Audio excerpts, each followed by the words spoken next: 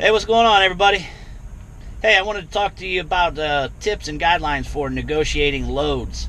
And this is whether you're dealing with a dispatch, a broker, being on load board yourself, going to talk with a customer directly if you're an independent. These are some tips and guidelines that should help and be useful all across the board, no matter which level of doing this you're on. Now, when I get the call from dispatch and they're offering me a load, and with anybody, they're looking at the load in miles. Everybody's looking at the load in miles. Now, most people usually want longer miles and, all the best pay and whatnot. But the load in miles is going to be, depending on what you're trying to do for that day. Whether you're looking for a short run, long run, whatever. So obviously the first thing you're looking at is the load in miles. Now, secondly, you're going to want to know where it's picking up. So you're going to be looking at the deadhead. That's the next thing I'm going to be thinking when I'm hearing the load. Well, how far do I got to go to pick it up? Now, as a rule of thumb, overall in the industry, 20% or less of your loaded miles should be your deadhead miles. That's where you're looking to be. Now, when they're telling you the deadhead miles, obviously when negotiating any kind of pay on them, obviously it's going to be how lengthy of a deadhead it is. It seems to be, for the most part, you get around 75 miles or more, and that's when you usually have a good chance of getting any kind of money negotiated into it. And you want it, because you don't want to be putting a ton of deadhead miles on there, for nothing. I mean, you're not trying to drive for nothing. Now, your deadhead miles are not normally going to be at the same rate as your loaded miles. That's not to say it doesn't happen, because that does happen. But usually it's going to be a smaller percent rate per mile for the deadhead, or just a flat rate that they're giving you, a flat dollar amount that they're giving you for the deadhead. So that's up to you whether you want to take that off or whatever it may be, or negotiate it, whether it needs to be negotiated. So that's going to be the next thing you're going to look at. Now, next thing that comes to mind when I'm being told the load offer, is I'm looking at where I'm going. Because where I'm going, I'm going to be looking to see whether or not where this load's taking me, am I going to have to relocate? And if so, how far of a relocate am I looking to do? Or on the other hand, am I going to be going to a good freight area? So that's going to play into it. Now, if I'm going to a good freight area, obviously I'm not having to move, and there's nothing to negotiate at that point. Now, if it's a place that I'm going to have to move, depending on how far I'm going to have to move, is going to be the determining factor on whether or not, or I shouldn't say whether or not, but how much I'm going to ask for money for that relocate move. So for example, took a load out to Nevada before.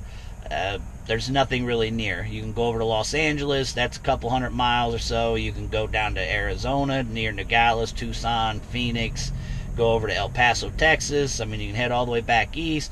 None of those are a short relocate. So you want some money put in there. Now, again, what that's worth to you is what you're going to ask. Again, it could be a flat rate. It could be, hey, I want so many of those miles paid, my regular rate, whatever it may be, but that's what you're looking to negotiate. Those are going to be the factors in negotiating some kind of pay for relocating. Now, when they tell you that destination, where the load's going to, now the next thing you're going to want to think about is that trip out there. That's going to come into play on whether or not you want to take the load, and if you do, what is it worth to you? For example, what I mean by that is, say it's wintertime, which it is currently, and if I'm getting offered a load from, say South Carolina all the way up to Washington, Seattle, Washington. Now, normally in the spring or summer, I'd want to take that load, and I'd be looking to get money to relocate, obviously, after that, but since I just went over that. But since it's winter, that's a load I'm not really wanting to do.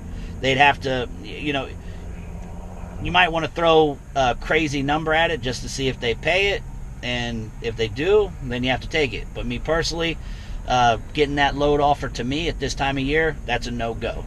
So that's going to come into, deciding whether I want to take the load and whether I'm going to negotiate certain aspects of the load. So that's what you need to look into. Other parts of it, say it's summertime, and you have a run going from, or they're offering you a run going from, say, Michigan to Los Angeles, California.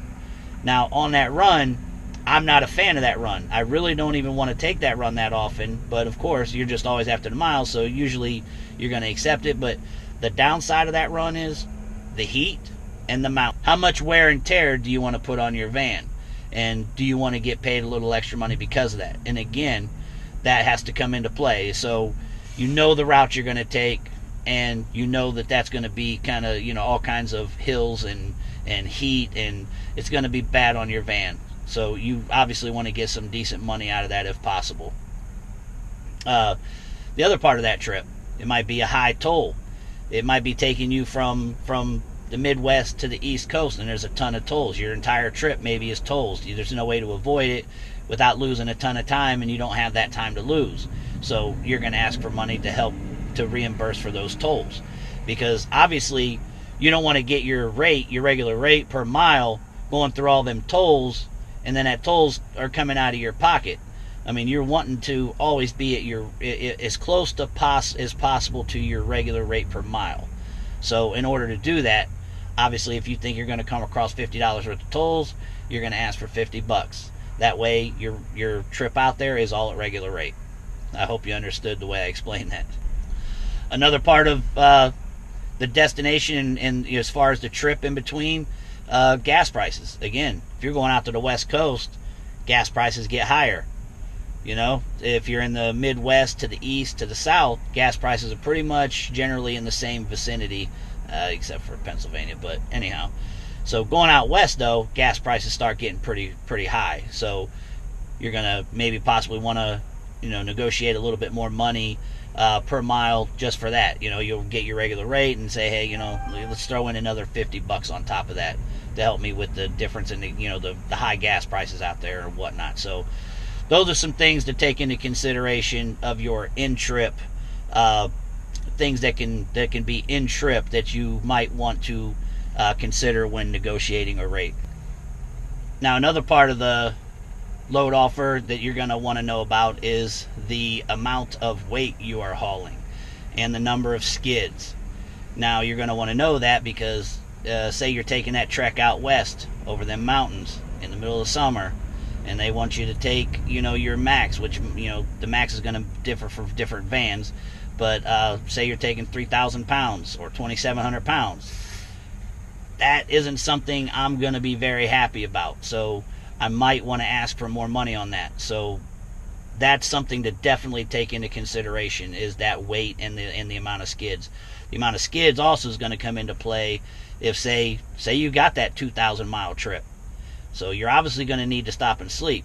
If you got 3 skids or 4 skids or however the skid size up, and you lose your sleeping area, well, you might want to ask for some money to get yourself a room, or you just want the money just to be because of the inconvenience that you're going to have to be going through due to having to sleep in your front seat or wherever you're going to do, or sleeping on the freight, next to the freight, whatever it may be. So that's going to come into play in how you negotiate some extra money or not on that. Now, another thing I'm going to be looking into is, when am I delivering? Again, and what I mean by that is that if I know that this trip, I'm going to get it there by, say, 1 o'clock tomorrow afternoon, but they're telling me, and say tomorrow's Saturday, but they're telling me, you can't get there, you're not going to be able to deliver it until Monday morning, or say even Monday afternoon or Tuesday. I mean, you're holding on to the freight for an extended period of time past what it would take you to drive there. So in order to do that at that point, technically you're warehousing the freight at that point. And if you're warehousing the freight, then you should get paid. Warehouses get paid. We should get paid for holding that freight. Now, again, that's going to come in. If you're wanting to hold it, maybe home is on the way, and maybe that gives you an opportunity to stop at home. So maybe you don't ask for any extra money for holding the freight. So those are the reasons you're going to want to look at your route options. You're going to, how it plays in together with your, with how long you got to deliver it and things like that. Because I've gotten freight before that I've gotten, and then I've had a couple extra days to get it to where it needed to go, and I've stopped at home, spent those couple of days at home, and then go ahead and go deliver. So it's worked out. So I didn't worry about asking for money, or I didn't turn it down if they weren't going to give me extra money or whatnot. So that's going to be, something that you need to know, look, when they call you. Is there going to be hand unload with the freight? Sometimes we've been had to go and stop and buy a dolly, or something to that effect, as far as to get freight and take it inside to certain buildings and whatnot. So take that into consideration. You want to get reimbursed. At the very least, you want to get reimbursed for the dolly if you're having to use it. Usually you're going to want money for hand unloading, because we're supposed to be no-touch freight out here. That's what it's supposed to be. We're just supposed to pull up, get loaded, get to our destination, they come out, unload us. Everything I've gone over is pretty much the main high points of what I look at and look for whenever I'm being asked about a load possibility. Now, all of that seems like a lot.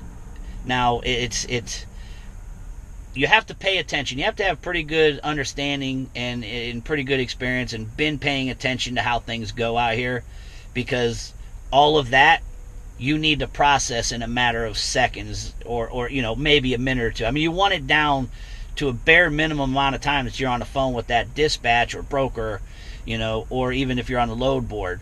Now, if you're with a direct customer, obviously you got time to sit there and bullshit and negotiate and all that good shit. But all those other ones, you're going to need to do it immediately, because the amount of time that they're not responding to that load, somebody is. You can guarantee somebody else is. And those loads can disappear off of the load board or get covered, in the blink of an eye.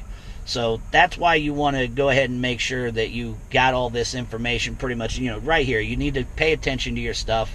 Always keep, yourself aware of what's going on. Pay attention to other drivers, especially other drivers with your carrier, because you can see what's going on. Like, maybe there's some spots I ain't never been to myself personally with this carrier, but I've seen, 4 or 5 other drivers go to a certain area, and I've seen what they've had to do, whether they've had to relocate, whether they get loaded out of there. So when I do get that offer, I have an idea what I need to do. So just make sure you got all this information, man. Always pay attention to all your information, and these hopefully will help you out. And if there's anything I missed, ask me in the comment section below, and I'll get back to you as soon as possible. Hopefully this information helped you out, man. If I left anything out, or if you have a question about anything I said, just leave it in the comments below, and I'll get back to you. I try to do my best to get back to everybody within a reasonable amount of time.